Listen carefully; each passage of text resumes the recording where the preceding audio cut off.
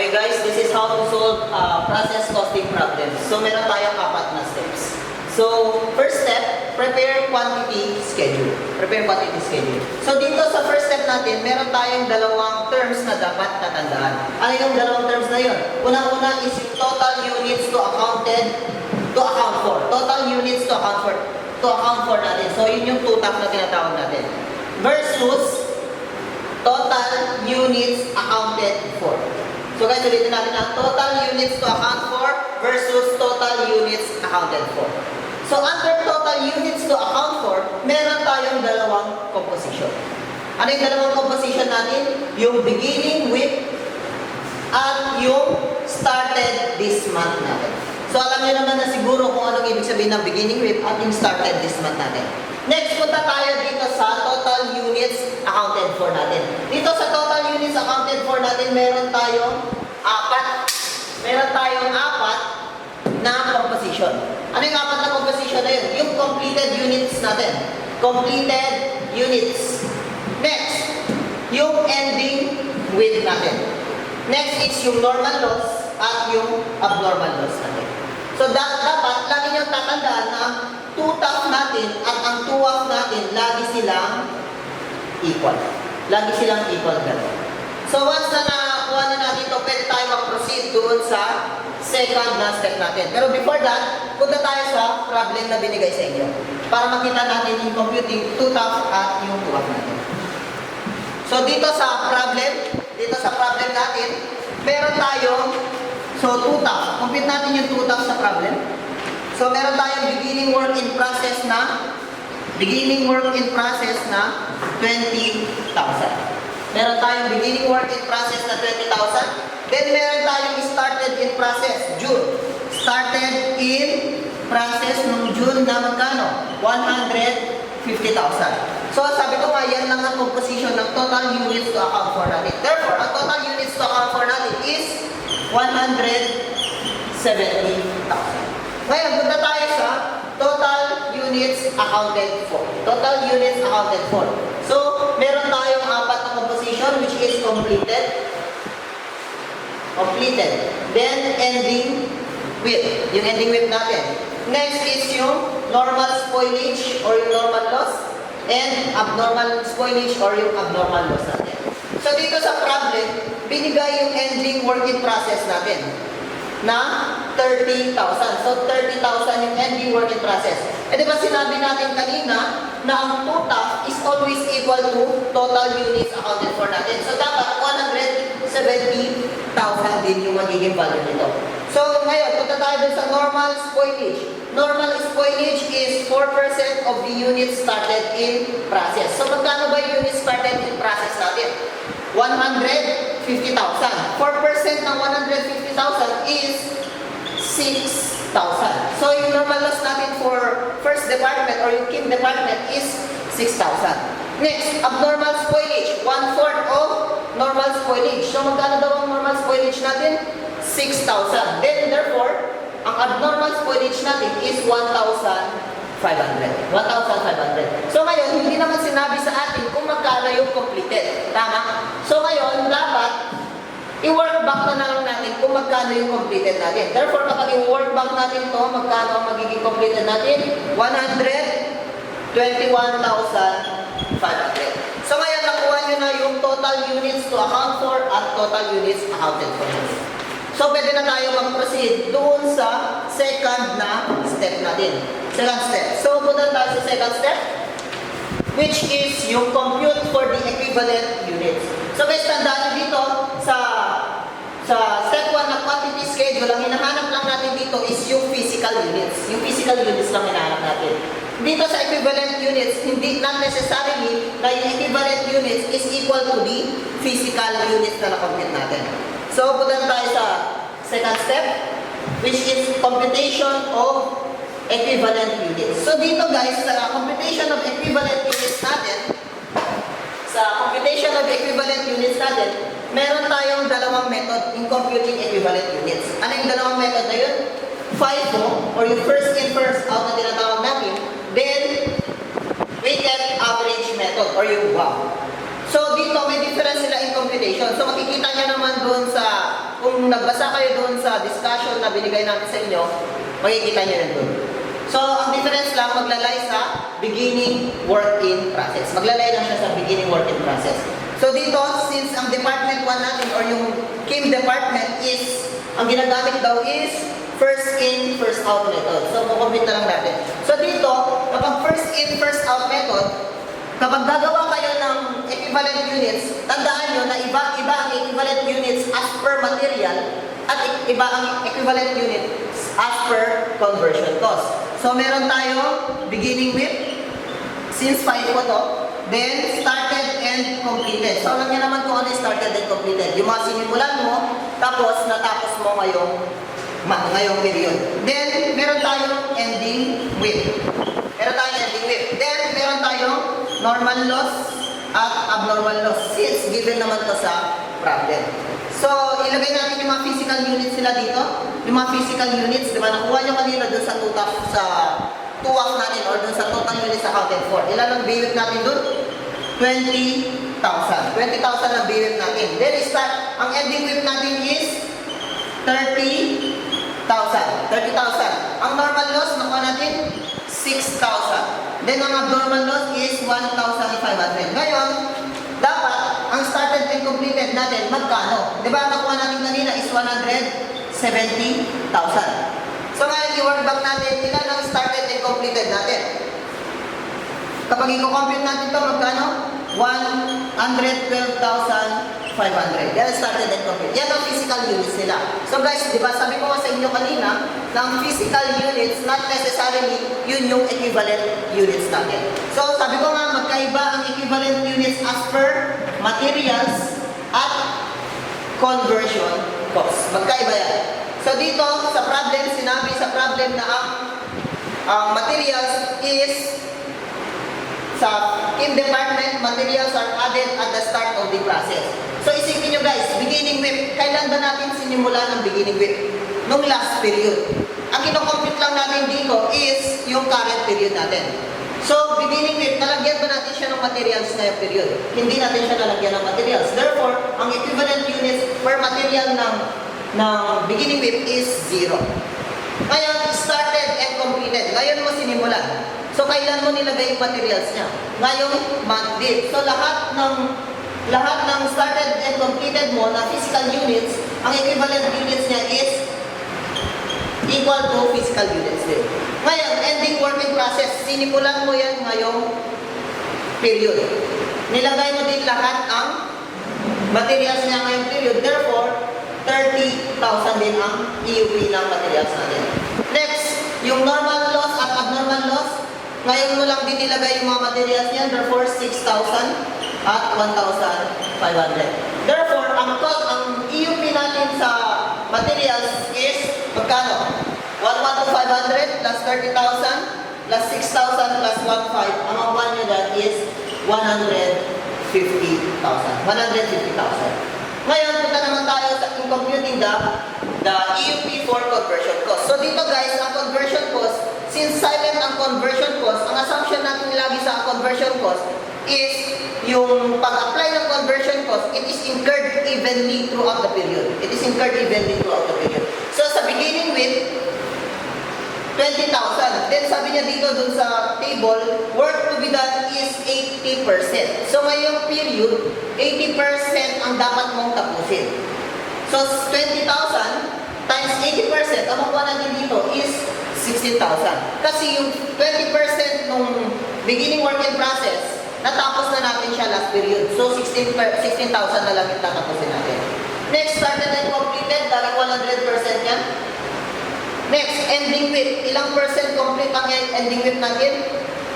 Ending whip is 2/3 complete. So, ibig sabihin, 66.67 complete to. So, 30,000 times 2/3. At natapos mo lang ngayong month is 20,000 units. 20,000 units lang matapos natin ngayong month. Then next, normal spoilage. Kaso, dito sa Department 1, yung inspection natin or yung inspection, doon natin malalaman kung meron bang spoiled units or wala. So dito sa Department 1, at the end of the process ng Department 1, doon lang natin malalaman kung may spoilage. Therefore, nalagyan mo na siya ng 100% conversion. So, 6,000 ang conversion, ang EUP niya as per normal loss at ang abnormal loss is 1,500. Pero guys, additional information, dito sa normal loss at abnormal loss, ang abnormal loss, laging period cost to. Ngayon, itong normal loss natin, pwedeng hindi siya magkaroon ng EUP. Meron kasi tayong tinatawag na continuous at discrete. Continuous at discrete. So, kailan natin malalaman whether ang problem is continuous? So, kapag walang sinabing inspection dun sa department, ibig sabihin, ang problem is continuous siya. Therefore, ang i-apply natin dun is yung theory of neglect, which is kapag may normal loss tayo, walang EUP ang normal loss. Kapag continuous ang problem. Pero dito sa problem kasi, merong binigay na inspection point. So, kapag may sinabing inspection, may percentage of inspection, doon lang natin yun ang gagamitin natin in computing the EUP ng normal loss natin. So therefore, ilan ang conversion cost, ilan ang EUP ng conversion cost natin? Add natin 16,000, 112,500, 20K, 6,000, 1,500, then so makuha natin dito is 156,000. 156,000. So ang EUP per materials, 150K. Then ang EUP per conversion cost is 156,000. Next, since na-compute na natin yung equivalent units of production, tapos na natin yung step 2, punta naman na tayo dun sa step 3 natin, which is compute for the cost per EUP. So guys, tandaan nyo, dito sa department 1 natin, sa Kim department, FIFO ang ginamit natin dito. FIFO ang ginamit. Nawa ba? FIFO ang ginamit. So ngayon, kapag FIFO ang ginamit natin, tandaan nyo na ang gagamitin lang natin in computing the cost per EUP is yung current cost lang natin. So ano magiging formula ng cost per EUP natin? Cost per EUP. Ang formula ng cost per EUP natin is current over EUP. Over EUP natin. So guys, kapag FIFO, current cost lang. Pero kapag WAM, iba ang gagamitin natin. So sa department, kung WAM naman ang ginamit doon, so mas maintindihan natin mamaya sa department. So current cost over EUP. So as per material, ilan ang current cost natin per material? 1,980,000. 1,980,000. Then, over, ilan ang EUP ng materials? 150,000. So, ang cost per EUP as per material is magkano? 13.2. 13.2 ang cost per EUP. Nakikita? Materials. Next, kunin naman natin yung cost per EUP. Materials. Per conversion cost. Cost per EUP per conversion cost. So, ganun din ang gagamitin natin. Current cost all over EUP. So, magkano ang current cost natin as per conversion cost? 3,088,800 divided by ilan ang EUP natin? 156,000. So, ang makukuha natin dyan ang cost per EU per conversion cost is magkano? 19.8. 19.2. So, ayun na, nakuha nyo na yung cost per EUP ng materials at ng conversion cost. So, ngayon, pwede na tayong pumunta sa last step natin, which is compute for the total cost of goods transferred out, ending with normal loss at yung abnormal loss. Pero guys, tandaan nyo, dito sa normal loss, meron trick dito. So, explain natin mamaya sa pag-ipapakita naman kung paano i-compute yung cost ng transfer out. So guys, for ito.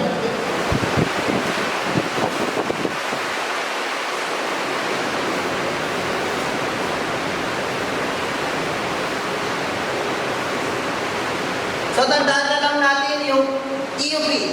So, cost per, magkano na yung cost per EUP natin? Materials. Ang nakuha natin doon is 13.2 at yung conversion cost is 19.8. Materials conversion cost 13.2 at 19.8 yung cost per EUP natin. Cost per EUP. So, ngayon, compute na natin yung total goods, total. So, unahin na lang natin to kasi meron trick din dito eh. Unahin natin yung ending width. Unahin natin yung ending width. So, sa pag-compute ng cost of ending width, ang gagawin lang natin, kunin nyo yung EUP per ending width. So, sa materials, E-width, ending width. So, ang EUP ng ending width sa materials is 30,000. 30,000 yung nakuha natin EUP ng ending width. Times, i-multiply nyo lang dun sa 13.2 na cost per EUP niya. Therefore, ang makuha nyo dito is 396,000. Next, may EUP din ng ending width natin sa conversion cost. So, magkano ang EUP ng ending width natin sa conversion cost? 20,000. 20,000 times, kano na yun? 19.8 times 19.8. Therefore, ang makuha natin dito is 396,000 din.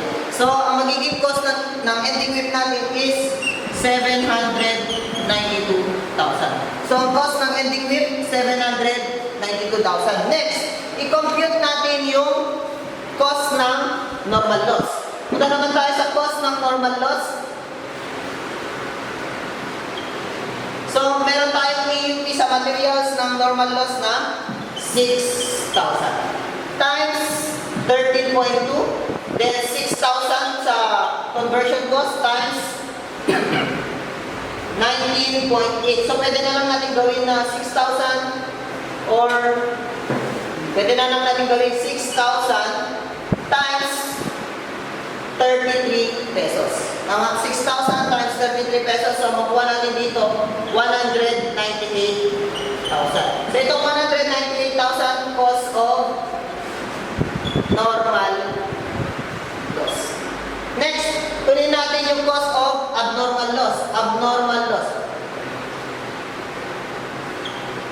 So ang abnormal loss natin, meron tayong EUP na 1.5 sa materials times 13.2. Then, 1.5 sa conversion cost na 9 times 19.8. So, pwede na lang din 1.5 times 33 na lang ito.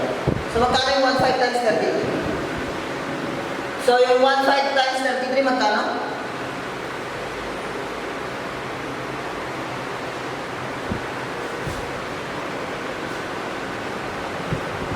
$49,500. So, 49,500 ang cost ng abnormal loss na. Cost of abnormal loss, 49,500. So, guys, itong abnormal loss, tandaan nyo na ang abnormal loss is expense outright. Ini-expense outright na natin ito. Or anong bang ibig sabihin kapag expense outright? So, yun nga, hindi na siya magiging part ng inventory. Mapupunta na ito sa income statement natin. Or magiging period cost. Other term for expense outright, period cost na natin. So, dito tayo magkakatalo. Diba sabi natin, merong trick dito sa normal loss. So, itong normal loss kasi guys, ina-allocate to sa ending width at sa transferred out natin. So, kapag kunin natin yung transferred out natin, hindi natin agad makukuha yun kapag meron tayong normal loss. So, kailangan muna natin siyang, yung cost ng normal loss, i-allocate natin siya sa transferred out at ending width. Pero may trick na naman dyan. Titignan nyo kung kailan yung inspection. Diba doon sa inspection sa team department, ang inspection nangyayari at the end of the process. Nangyayari at the end of the process. Pero yung ending width natin is 2/3 complete pa lang siya. So yung ending width natin, hindi pa siya na i-inspect. So dapat hindi na natin siya allocatean ng normal loss kasi hindi pa siya na-inspect eh. Ibig sabihin, yung ending width natin, kapag i-inspect ulit yung ending width, pero pwede ulit siya magkaroon ng normal loss doon. So wala siyang part dito sa normal loss na currently na-incur natin. So punta na tayo sa computation ng transferred out. So sa computation ng transferred out, dito kasi sa transferred out, ito yung mga units na complete natin sa Department 1. So ano ba yung mga ilang units ba yung na-complete natin sa Department 1? Malamang yung BWIP natin, ang assumption is natapos na rin natin ang BWIP natin. Pero guys, di ba, itong BWIP natin, meron na siyang cost, prior period cost. Meron na siyang prior period cost. Ano yun? Yung materials na 135,000, then meron ding conversion cost na 97,500. Ito yung cost ng materials, yung 20% complete pa lang siya. Galing yan sa previous month. Ngayon, kunin natin, meron bang EUP ang BWIP natin? Yes, meron siyang EUP as to conversion cost ngayong buwan. So, magkano yung conversion cost niya? 16,000 times 19.8. 16,000 times 19.8, magkano? 16,000 times 19.8.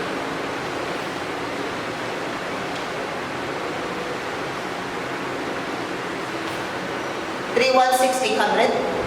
316,800. So, ang cost ng material ng BWIP natin is 135,97,500, then 316,800. Magkano?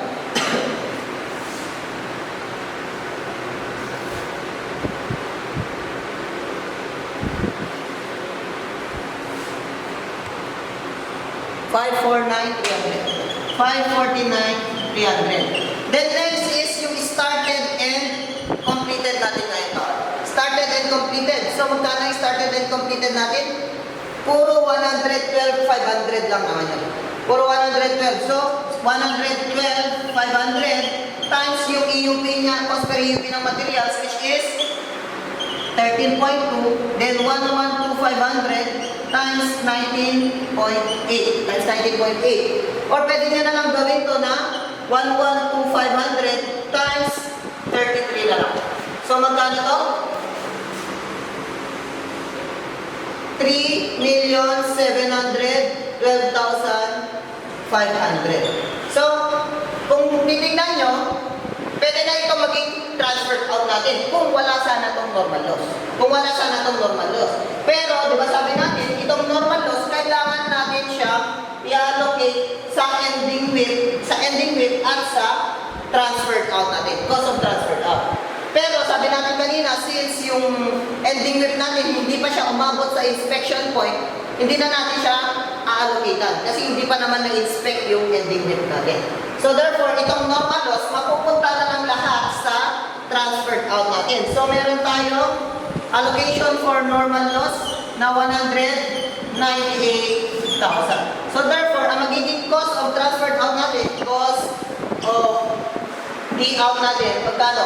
549,300 plus 371,500, then 198,000. Ang magiging total amount yan is 4,459,800. So yan na yung mga kailangan natin na amounts sa Department 1. So ang ending WIP natin, 792,000. Kapag tinanong sa problem, how much is the period cost? So, ang magiging sagot niya dyan, yung abnormal loss. So, how much is the transferred out? 4,459,800. Then, normal loss to be allocated, 198,000. So, next, punta tayo sa Department 2. Pero si Sir John yun na yung mag-discuss sa inyo. So, let's continue guys on your problem regarding process costing provided in your LMS. So let's go Lunya department, diba? But before that, let's recall the steps in solving process costing problems. First, kailangan nyo tandaan physical units. Physical units guys ha, baka may anong physical lang tatandaan dyan. And syempre, kapag may physical contact, ay hindi joke, units pala, kailangan mag-proceed tayo sa EUP. Baka mamaya, iba yung pumasok sa isip nyo guys ha. Pag narinig nyo yung physical units, EUP. Then we proceed, cost per EUP. And last, will be your allocation of cost to what? T out, EWIP, normal loss, and abnormal loss.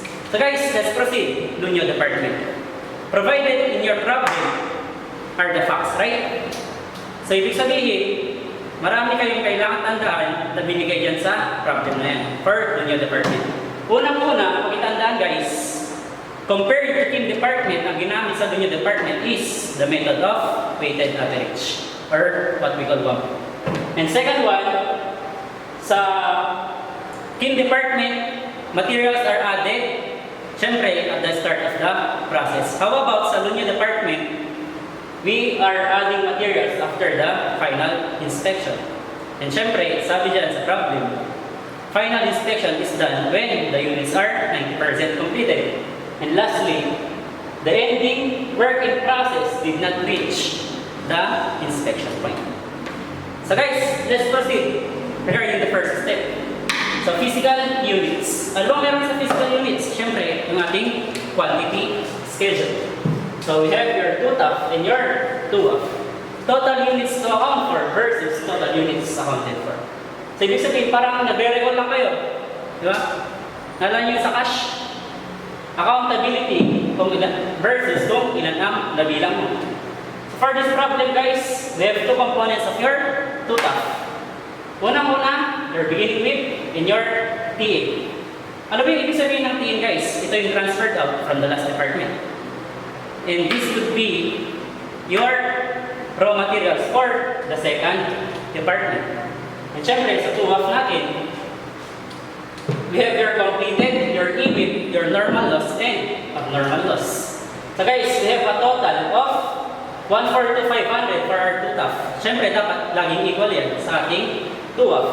So 142,500. Given sa problem, kung magkano ang abnormal loss, normal loss, and our EBIT, then we need to compute for your completed. So, let's work back.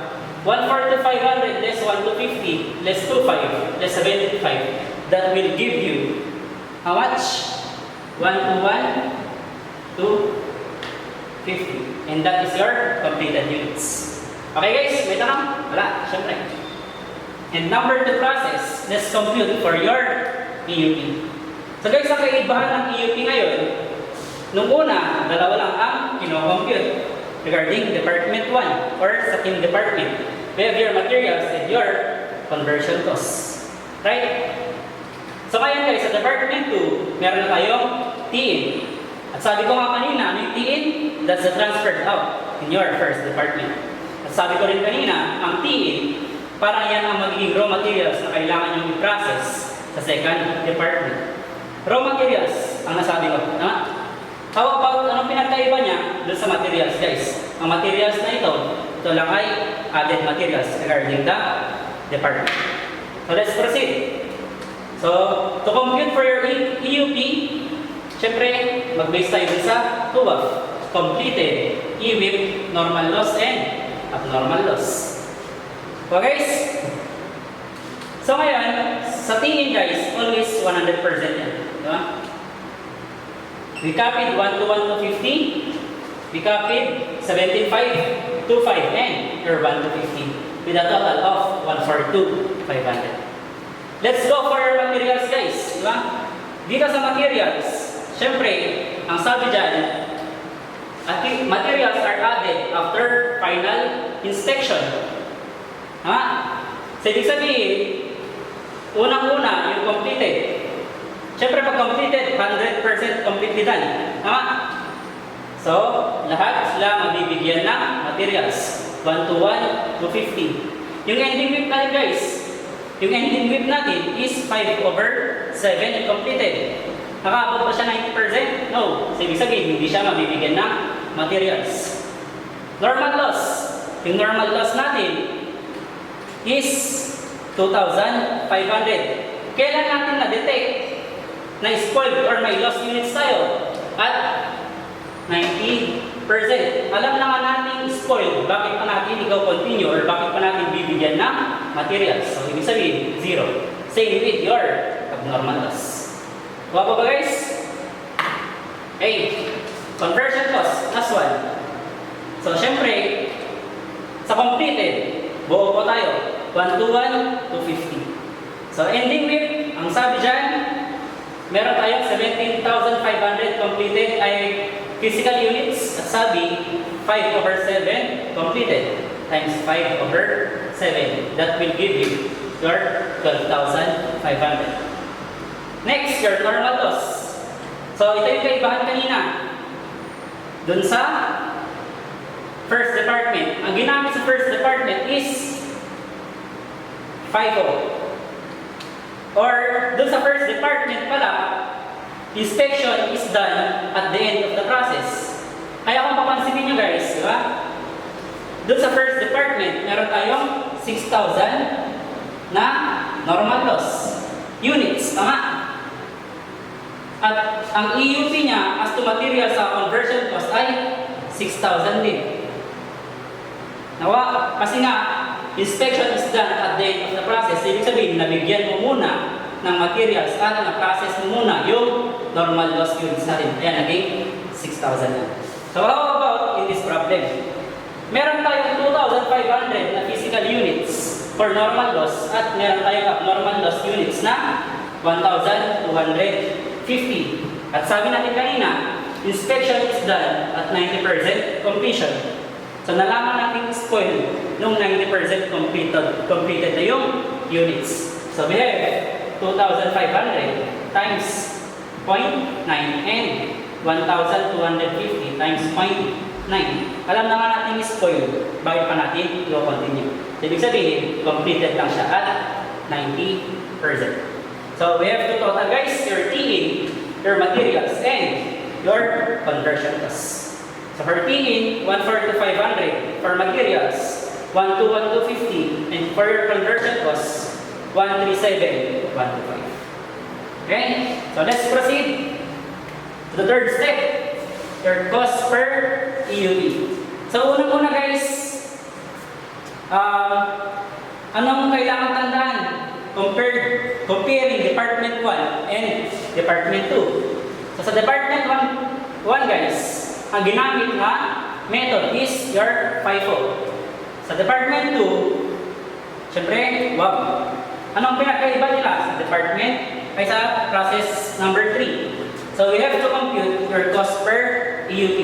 Kanina guys, sa FIFO, to compute for your cost per EUP, we are only using your current cost over your computed EUP.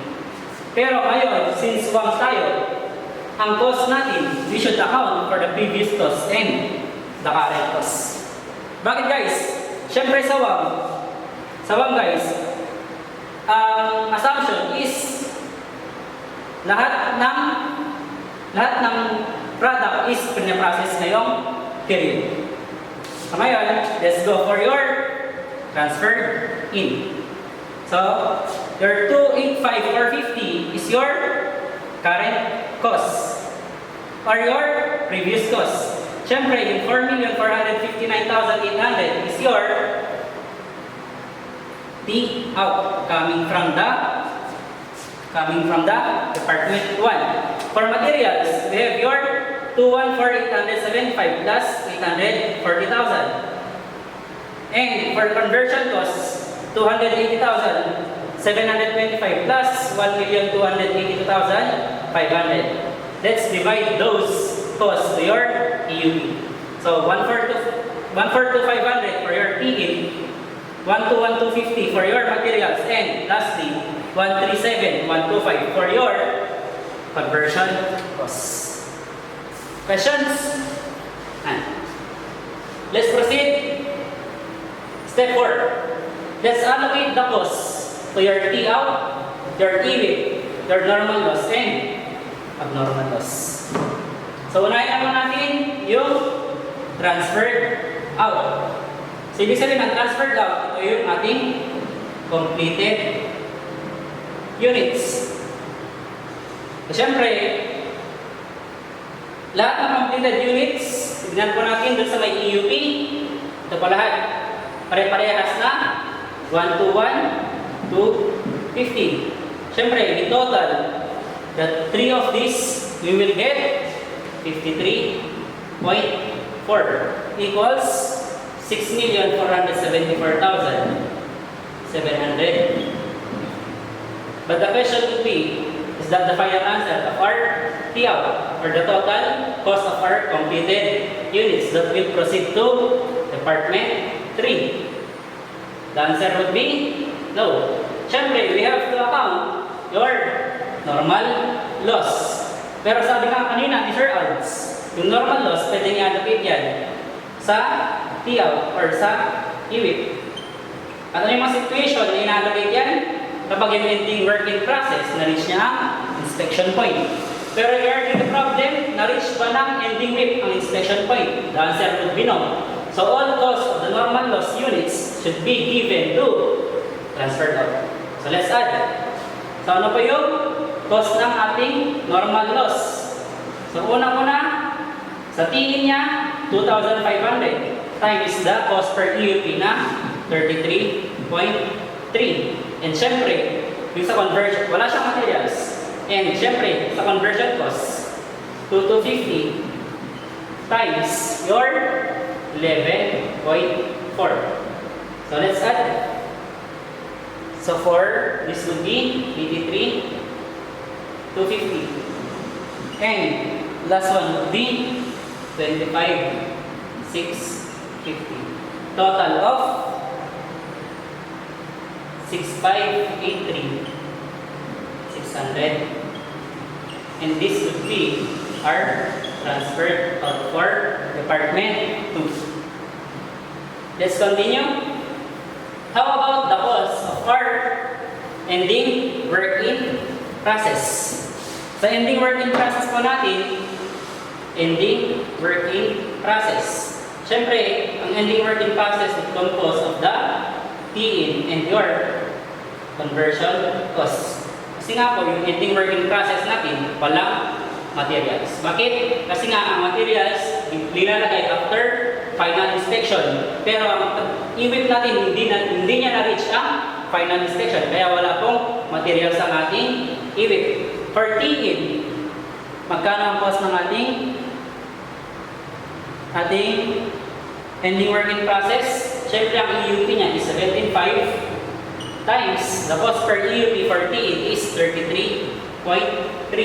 And for conversion cost, ang EUP ng ating ending WIP is 12,500 times the cost per EUP of 11.4 was 582,